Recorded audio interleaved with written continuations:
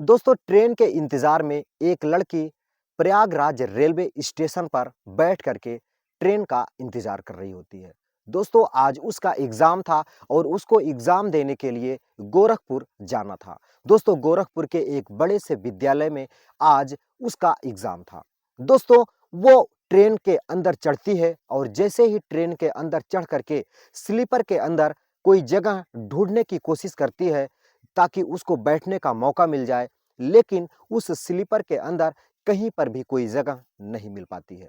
दोस्तों जब उसको कोई जगह नहीं मिलती है और कहीं पर भी उसको बैठने का मौका नहीं मिलता है, तो वो एक डिब्बे से दूसरे डिब्बे की तरफ बढ़ जाती है। दोस्तों जैसे ही अपने डिब्बे को छोड़ करके दूसरे डिब्बे के अंदर जाती है, तो वहाँ पर उसे एक सीट पर एक अकेली लड़की बैठी दिखाई दे देती है। दोस्तों जैसे ही वो उस लड़की को देखती है, तो वो समझ जाती है कि इस सीट पर तो ढेर सारा जगह है और ये स्लीपर नहीं है, बल्कि ये रिजर्वेशन का डिब्बा है। दोस्तों वो ये ना जानते हुए भी उस लड़की से कहती है कि थोड़ा-सा खिसक जाओ, मुझे भी बैठना है।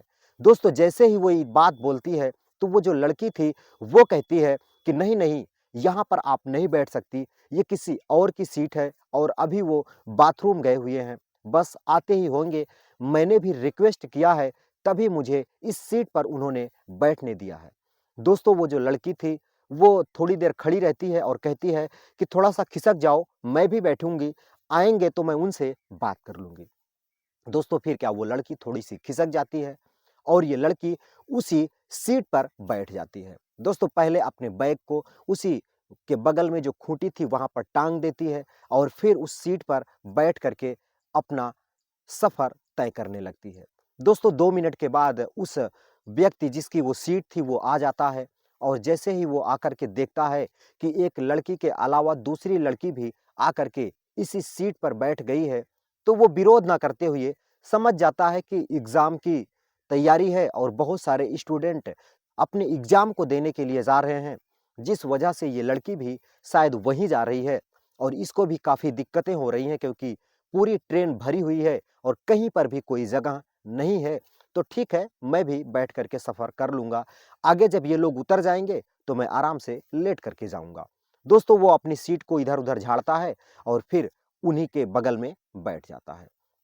दोस्तों जैसे ही वो बैठता है, तो वो जो लड़की थी, अचानक उसे देखने की कोशिश करती है कि यार ये जिसकी सीट है, कहीं वही तो नहीं आ गया और उससे मुझे बात भी करना है, चूँकि मुझे इस रिज़र्वेशन का टिकट भी नहीं है। अगर उनकी इजाज़त होगी, तो मैं भी बैठ कर के ये सफ़र का मैं एन्जॉय कर पाऊँगी। दोस्तों जैसे ही वो उसे देखने के लिए अपनी निगाहें उठाती है और उस व्यक्ति से मिलाती है, तो वो व्यक्ति भी इस लड़के को देखता है और ये लड़की उस व्यक्ति को देखती है, तो दोनों के जो पैरों तले ज़मीन खिसक जाती है और दोनों के होश उड़ जाते हैं। दोस्तों दोनों एक दूसरे को देखते रह जाते हैं और फिर अचानक जो लड़की होती है, अपनी निगाहें नीचे कर लेती है और शर्म के मारे उस सीट से उठ करके खड़ी हो जाती है और अपने बैग को वहाँ बगल जो खूँटी थी, वहाँ से निकाल करके टाँग लेती है और वहाँ से जाने की कोशिश करने लगती है। दोस्तों जैसे ही वो लड़का जब देखता है कि ये लड़की शर्म के मारे यहाँ से जाने की कोशिश कर रही है, तो वो कहता है कि कहाँ जाओगी? पूरे ट्रेन में लोगों की भीड़ है और कहीं पर भी कोई जगह खाली नहीं है। तुम यहीं पर बैठ जाओ और अगर कोई दिक्कत हो तो मुझसे बोल देना। दोस्तों वो जो लड़की थी, वो ठहर जाती है और चूँकि वो पहले भी देख चुकी थी उस ट्रेन में कहीं पर भी कोई जगह खाली नहीं थी, जिस वजह से वो अपने बैग को फिर से टाँग देती है और उसी सीट पर के बैठ जाती है। दोस्तों अब वो जो लड़की थी, वो बिल्कुल गुमसुम सी, थोड़ी-सी उदास बैठ जाती है और ये जो लड़का था, वो उससे बात करने की कोशिश करने लगता है। दोस्तों ये कहानी बड़ी ही रोमांटिक और कहानी बड़ी ही जानकारी भरी है, तो इस पूरी कहानी को देखिएगा और वीडियो अच्छा लगे तो लाइक करिएगा, चैनल को सब्सक्राइब करिएगा, क्योंकि ऐसा ही वीडियो मैं आपको लाता रहता हूँ, तो ज़्यादा से ज़्यादा इस वीडियो को शेयर कर दीजिएगा और एक गुजारिश है आपसे, ये वीडियो पूरा देखिएगा, बहुत ही ज़्यादा आनंद आने वाला है। दोस्तों ये कहानी शुरू होती है प्रयागराज के एक छोटे से गाँव से। दोस्तों प्रयागराज के एक छोटे से गाँव में एक लड़का और एक लड़की एक दूसरे से प्यार करने लगते हैं। दोस्तों वो जो लड़का था, वो मुंबई में एक बढ़िया सी कंपनी में काम करता था और 25 से 30 हज़ार रुपए की उसकी तनख्वाह थी। दोस्तों वो 25 से 30 हज़ार रुपए कमाने वाला व्यक्ति था और वो जो लड़की थी, वो घर का काम करती थी और पढ़ाई-लिखाई अपना किया करती थी। दोस्तों वो पढ़ाई-लिखाई में बहुत अच्छी थी और कॉलेज आते-जाते उस लड़के से उसकी मुलाकात हो जाती है और धीरे-धीरे कुछ पहचान बढ़ने से एक-दूसरे का नंबर लेन-देन हो जाता है और दोनों बातें करने लगते हैं। दोस्तों अभी तक वो बहुत सारी प्यार भरी बातें कर चुके थे और एक-दूसरे से हमेशा बात किया करते थे।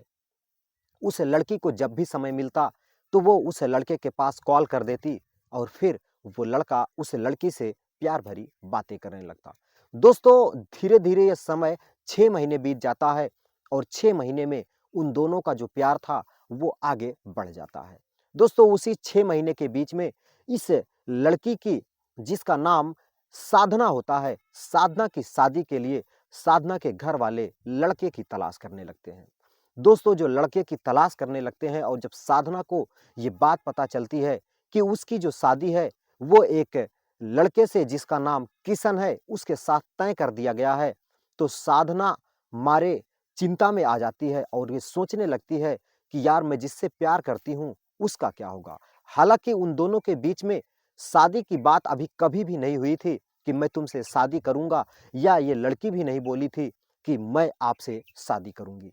दोस्तों फिर क्या, साधना अपने उसी बॉयफ्रेंड को कॉल करती है और कॉल करके कहती है कि मेरी जो शादी है वो एक लड़के से तय होने वाली है और आप मुझे अगर चाहते हो, मेरे साथ शादी करना चाहते हो, तो आप फ़ौरन वहाँ से घर आ जाओ।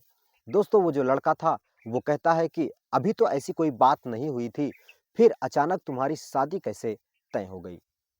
दोस्तों वो जो लड़की थी वो पूरी बात बताती है कि ये बात मुझे भी नहीं पता थी कि मेरे घर वाले मेरी शादी तय कर देंगे।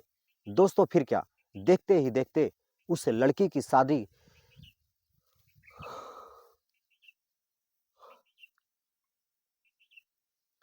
दोस्तों फिर क्या, देखते ही देखते उस लड़की की शादी किशन नाम के लड़के से हो जाती है। दोस्तों वो जो लड़की होती है अपने पति के साथ अपने ससुराल जाती है और वहीं पर वो रहने लगती है।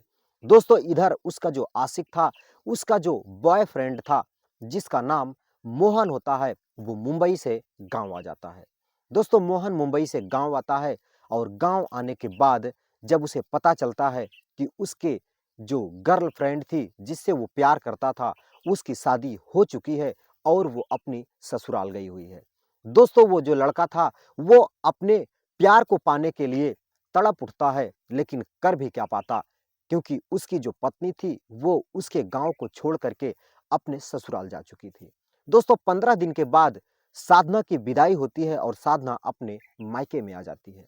दोस्तों जब साधना अपने मायके में आती है और साधना को मायके में देख करके वो जो लड़का होता है किशन, वो जो लड़का होता है मोहन, वो उससे मिलने उसके पास जाता है। दोस्तों वो फिर दोनों मिलते हैं और दोनों एक दूसरे से बातें करते हैं और कहते हैं कि ये क्या हो गया? दोस्तों साधना कहती है कि अगर तुम मुझसे सच में प्यार करते हो और सच में तुम मेरे साथ जीना चाहते हो, मेरे साथ रहना चाहते हो, तो मैं उस अपने पति को छोड़ दूँगी, उसको तलाक दे दूँगी और सदा-सदा के लिए मैं तुम्हारे पास आ जाऊँगी। दोस्तों वो जो लड़का था मोहन, वो कहता है कि ठीक है, अगर तुम इतनी हिम्मत कर सकती हो और अपने पति को तलाक दे सकती हो, तो मैं तुम्हारे साथ पूरी ज़िंदगी बिताने के लिए तैयार हूँ। दोस्तों फिर क्या, जो साधना होती है उसकी जो विदाई होती है वो 15 दिन के बाद फिर से हो जाती है और वो अपने ससुराल चली जाती है। दोस्तों किशन बहुत अच्छा लड़का था और किशन एक अच्छी कंपनी में जॉब भी करता था और पैसे भी कमाता था और उसका जो व्यवहार था, उसका जो नेचर था, वो बहुत ही सीधा-साधा था और बहुत ही भोला-भाला था। दोस्तों अब इस बार जब साधना अपने ससुराल गई थी, तो वो हमेशा से अपने पति से एक ही बात किया करती कि आपकी जो माँ है और आपकी जो बहन है, यानी कि मेरी सासू और मेरी ननद मुझे बहुत भला-बुरा कहती हैं और मुझे बहुत सताती हैं। दोस्तों वो जो किशन था, वो तंग आ जाता है और एक दिन अपनी पत्नी से कहता है, "ये क्या तुम रोज़-रोज़ उल्टी-सीधी बातें किया करती हो? ऐसा तो हो ही नहीं सकता, मुझे सब कुछ पता है मेरी माँ के बारे में और मेरी बहन के बारे में। तुम ऐसा उनके ऊपर झूठा आरोप नहीं लगा सकती, जबकि वो तुम्हें कुछ भी नहीं कहती हैं। दोस्तों, इस लड़की के मन में तो कुछ और ही चल रहा था, क्योंकि इसका जो बॉयफ्रेंड था मोहन, उसने बोला था कि अगर तुम तलाक लेकर के आ जाओगी, तो मैं तुम्हारे साथ भाग करके शादी कर लूँगा मंदिर में और फिर हम दोनों एक साथ रहने लगेंगे।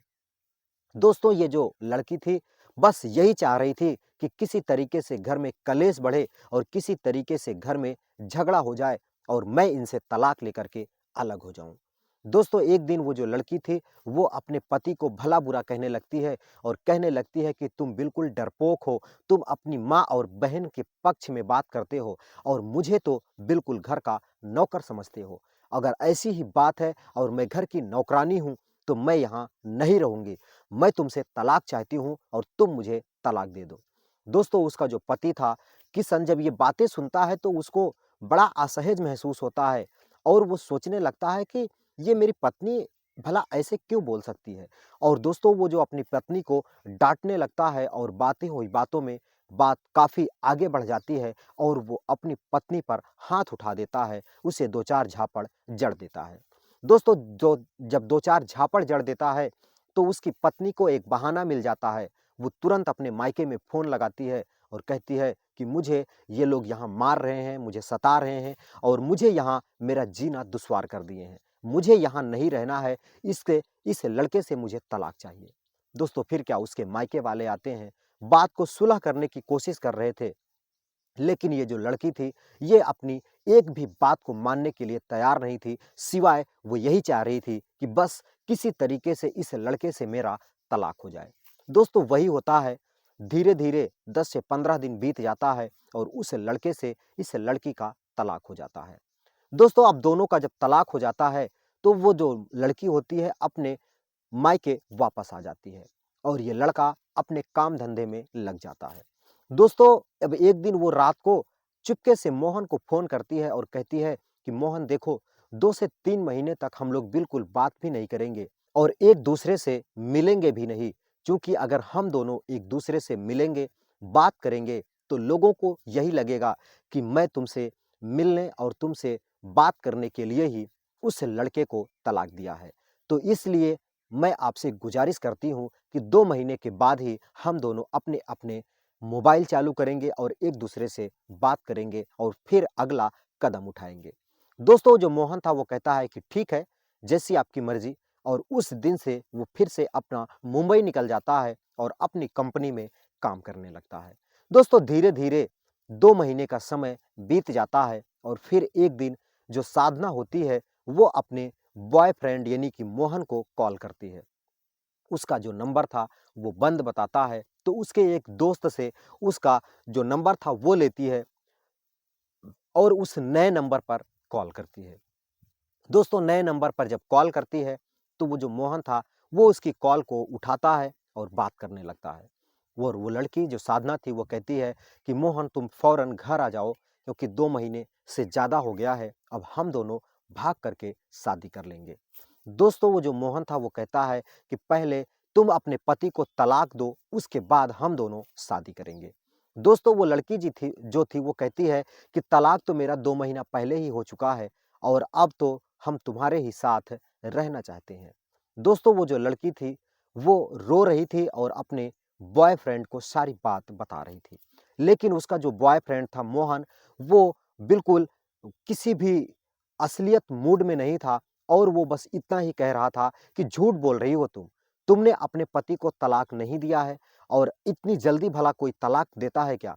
और तलाक देने और लेने में तो लगभग साल भर का टाइम लग जाता है और तुम सिर्फ़ और सिर्फ़ 2 महीने के भीतर ही अपने पति को तलाक दे दी हो। तुम मुझसे झूठ बोल रही हो, तुम मेरे साथ कोई खेल खेलना चाह रही हो। और इतना कह कर के वो अपने फ़ोन को काट देता है और जब साधना फिर से उसी नंबर पर बात करने की कोशिश करती है, तो नंबर हर बार बंद आता है और वो लड़का अपने मोबाइल नंबर को चेंज कर लेता है। दोस्तों, धीरे-धीरे ये 1 महीने का और समय बीत जाता है।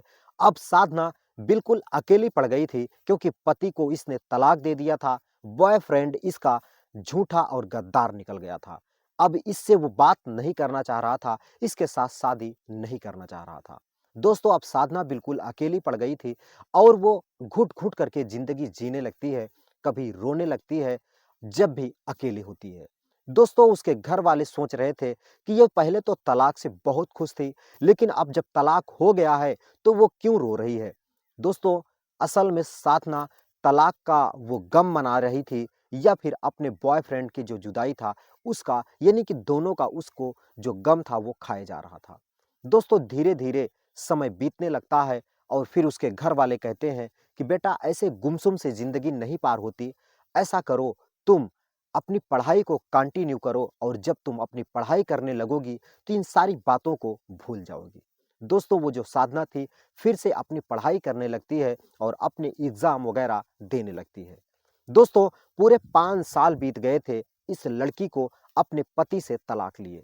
दोस्तों फिर 5 साल बाद वो अपने एक एग्ज़ाम की तैयारी के लिए गोरखपुर अपने पेपर को देने के लिए जा रही थी। दोस्तों फिर उसी बीच में उसके पति से उसका मुठभेड़ हो जाता है, चूँकि वो जो लड़का था जिससे ये बात कर रही थी, जिसकी सीट पर बैठी थी, वो कोई और नहीं था, इसी लड़की का पति था जिससे वो 5 साल पहले तलाक लेकर के अलग हो चुकी थी। दोस्तों उसका जो तलाकशुदा पति था, वो धीरे-धीरे गोरखपुर जाते-जाते उस लड़की से ढेरों बातें करने लगता है, उसकी ज़िंदगी के बारे में जानने लगता है और कहता है कि तुम्हारा पति नहीं आया तुम्हारे साथ, तुम अकेले ही इतनी दूर का सफ़र तय कर रही हो। तो वो कहती है कि हाँ, मैं अकेले ही आ रही हूँ। फिर उसका जो पति था वो कहता है कि तुम्हारे बच्चे कहाँ हैं? कितने बच्चे हैं? वो कहती है कि बच्चे नहीं हैं। फिर वो लड़की अपने पति से पूछती है कि आप बताओ, आपने अभी तक शादी किया या नहीं किया?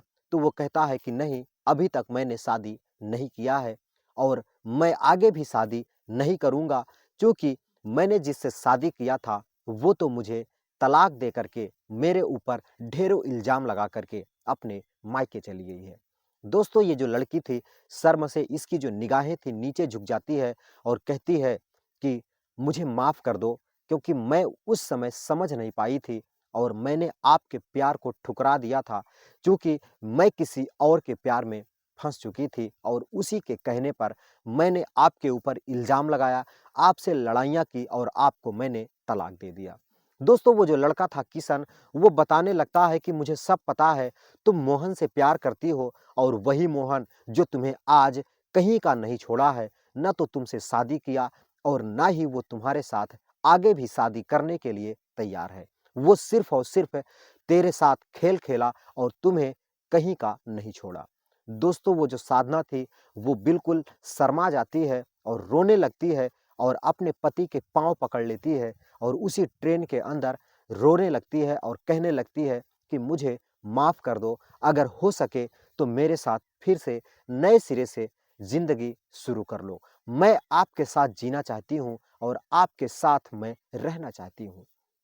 दोस्तों वो रो-रो करके बुरा हाल हो जाता है और कहते नहीं हैं कि जो पति होता है, यानी कि जो मर्द होते हैं, उनका जो दिल होता है, वो थोड़ा-सा नर्म होता है और वो अपनी पत्नी को उठा लेता है और उसे उसके आँखों से आँसू पोंछने लगता है और अपने गले से लगा लेता है और कहता है कि कोई बात नहीं साधना, अगर तुम्हारी आँख खुल गई है, तो अब भी मैं तुम्हें अपनी पत्नी का ही दर्जा देता हूँ और अभी भी मेरे दिल में तुम्हारे लिए उतना ही प्यार है, जितना पहले हुआ करता था। दोस्तों फिर क्या, वो दोनों एग्ज़ाम देने के लिए जाते हैं और वहीं पर उसका जो पति था किशन उतर जाता है और वो फिर एग्ज़ाम दे कर के वापस आते हैं और फिर दोनों एक-दूसरे के साथ रहने लगते हैं। दोस्तों ये थी कहानी एक तलाकशुदा पति और पत्नी की, जो 5 साल बाद मिलते हैं और ऐसी स्थिति में मिलते हैं जब दोनों अपनी ज़िंदगी में आगे बढ़ रहे थे। दोस्तों आपको कहानी कैसी लगी? अगर अच्छी लगी हो तो लाइक करिएगा, चैनल को सब्सक्राइब करिएगा। मिलता हूँ फिर किसी नई कहानी के साथ, तब तक के लिए दीजिए इजाज़त। नमस्कार।